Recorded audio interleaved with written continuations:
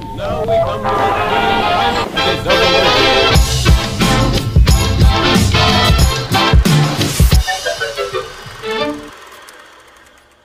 Gawa tayo ng simpleng pang-almusal or pang-merienda. Good afternoon mga kamamsi ko dyan.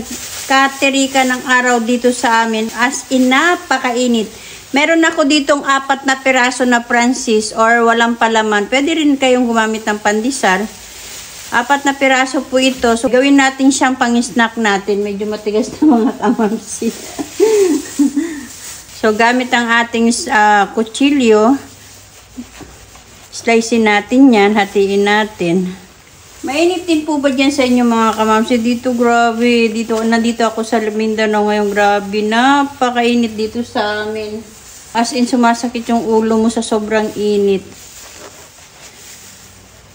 So, na-slice na natin yung ating bread or yung ating Francis. I-set aside muna natin yan. Magbabati muna tayo ng 1 piraso na itlog.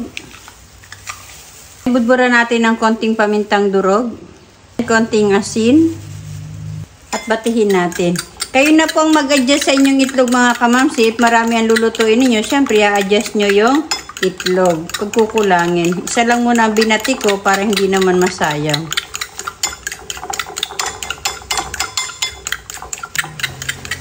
So, ayan. Okay na yan. Then, buksan natin yung ating corned beef. Gagamit po ako ng isang maliit na corned beef. So, ayan. Nabuksan na natin yung ating corned beef. So, palamanan na natin yung ating tinapay. Ipahid nyo lang po sa inyong tinapay. Ganyan lang po. Ayan.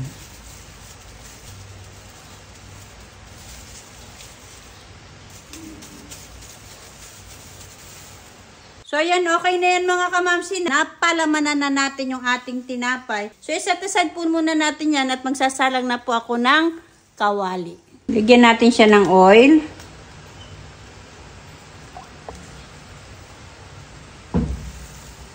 Coated natin yung ating tinapay dito sa itlog.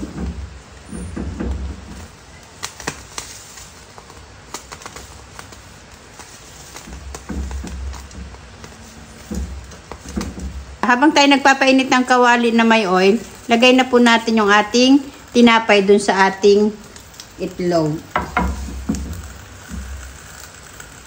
And then, saka natin ilagay dito kapag medyo mainit na yung ating oil.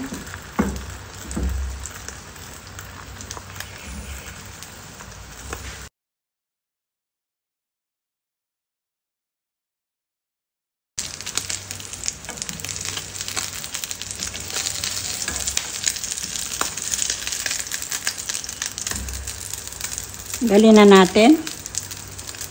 Huwag nyo na po yan babaligtarin mga kamamsi.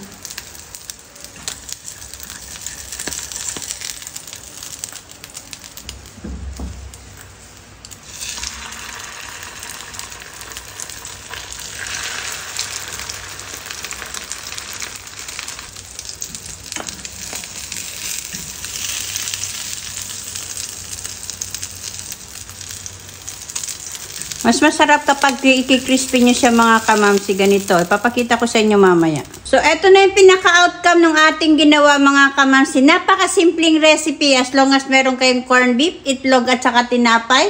Lagyan nyo ng pampalasa ng konti para masarap siya. So, eto na po mga kamamsi ang ating pan de carne. O, syempre, merong nasunog at may bumibili. Meron namang magandang pagkakaluto. Chor! Ang sarap niya mga kamamsi, promise. Ayan o, mas masarap yung may sunog-sunog ng konti. Try nyo mga kamamsi, masarap siya na pangmasal. Huwag nyo pakaramihan ng oil, yung tamang-tama lang na maluluto siya.